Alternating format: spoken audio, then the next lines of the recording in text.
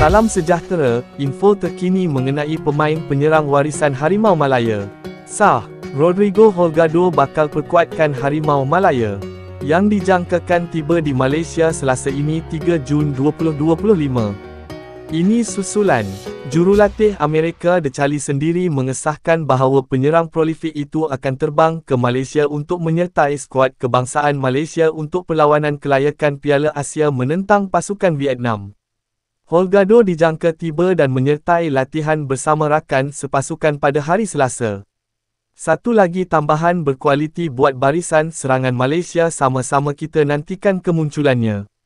Situasi ini diperkuatkan lagi dengan info terkini berkenaan posting di laman web Holgado menaiki pesawat yang kelihatan destinasinya ke Malaysia. Apapun berita rasmi, sama-sama kita nantikan pengumuman yang dibuat oleh jurulatih Malaysia.